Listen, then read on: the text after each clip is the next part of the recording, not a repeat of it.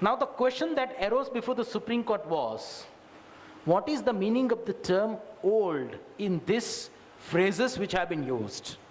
Because it so happened in Rainbow Steel's case that Rainbow Steels had certain old machineries which were operational, but they were sold. And therefore the sales tax was levied, which was resisted on the ground that these are old machineries and therefore according to the schedule it will not attract sales tax. Since the matter has gone right up to the Supreme Court held that the word old is very much general in its character. It must take its color from the remaining two, that is discarded and obsolete. Meaning thereby, it is only those old machineries which are unserviceable, non-operational and non-functional machineries. If they are sold, no sales tax would be levied. But if the machineries are merely old, but they are otherwise functional, they are not obsolete, they are performing, then the sales tax will certainly be attracted. So this is how the word old is read in the context of the color of the word, as I said, discarded or obsolete. The last judgment in 2004, the Supreme Court again applied this rule in Ahmedabad Private Primary Teachers Association versus Administrative Officers, reported in EIR 2004 Supreme Court 1426. In this case, the question arose whether the Payment of Gratuity Act 1972 applies to the teachers. The question therefore consequently was, are they employee? Now let us look at the definition of the term employee as defined under the Payment of Gratuity Act. According to section 2 clause E of the Payment of Gratuity Act, it stated, employee means any person who is in service, whether skilled, semi-skilled, unskilled, manual or supervisory or administrative in nature. Therefore the question arose, can the teachers be fitted into any of this category? By applying this rule, the Supreme Court held that the teachers cannot be categorized as skilled, semi-skilled or unskilled. Teachers can at the most be trained or untrained, but teachers are always skilled. Taking the word unskilled, the word skill will take its color from that word. Therefore, the word skill has to be construed narrowly in the context of unskilled. So construed, teacher will not fit into this category, and therefore the Payment of Gratuity Act will not apply to them. So this is how the conclusions have been arrived at by applying the principles of statutes on various situations. Keeping the next rule, okay, let me take the rule of harmonious construction. Let me take that rule first, keeping the time constraint in mind. The next rule is rule of harmonious construction. This has also very much become popular. What does this rule talk about?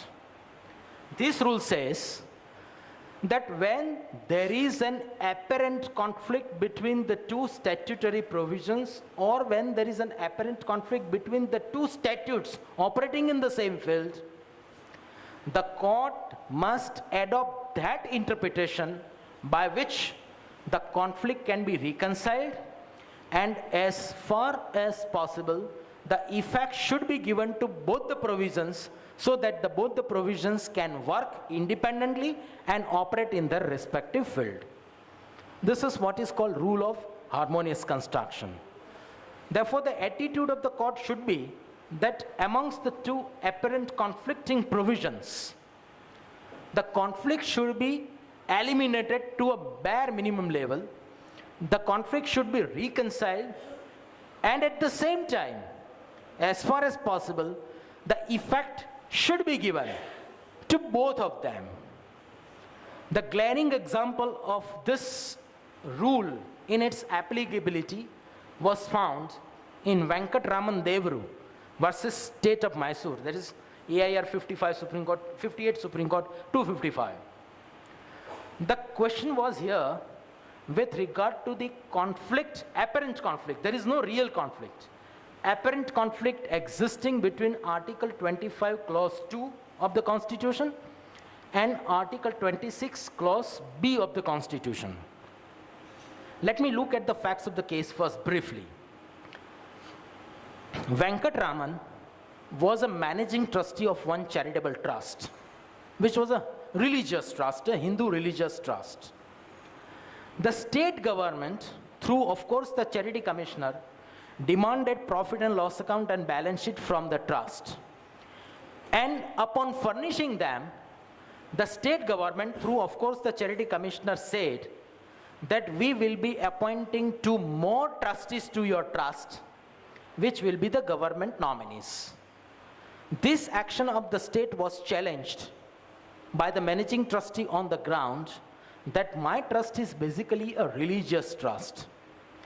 And this religious trust has a direct nexus with the religion of a person.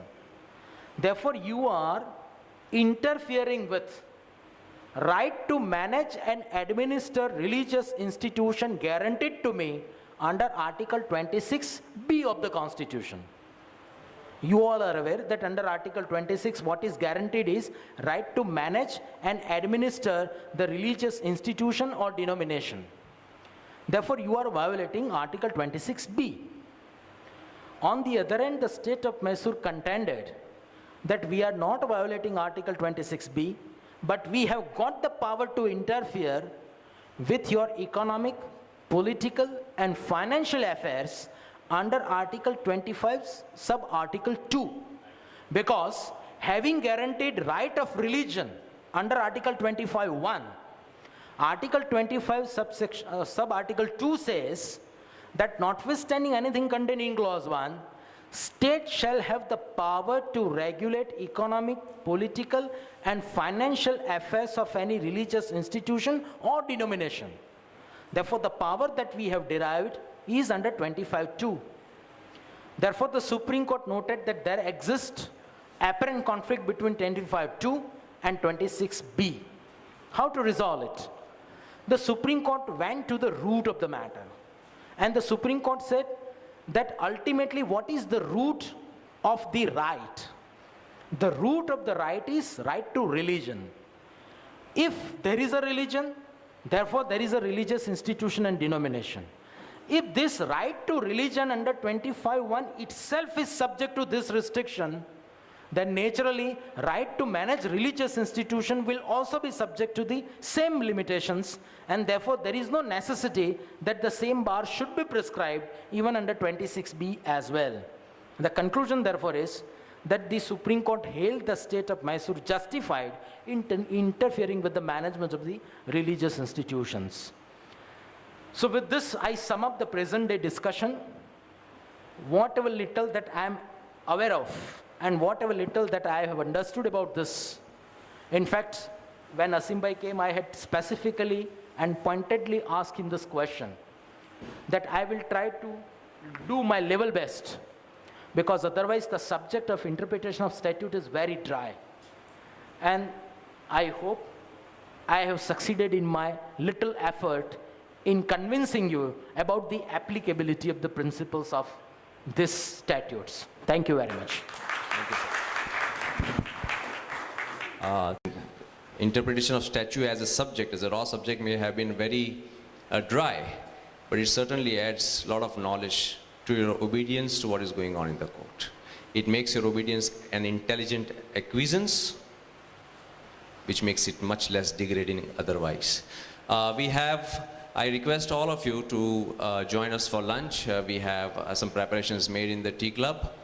Irrespective of registration, all of you are welcome to join for the lunch. After the lunch, in the second session, which shall begin at 2:30, Justice Akhil Qureshi shall be addressing on the requirement of a judge and his expectation from junior advocates. Thank you.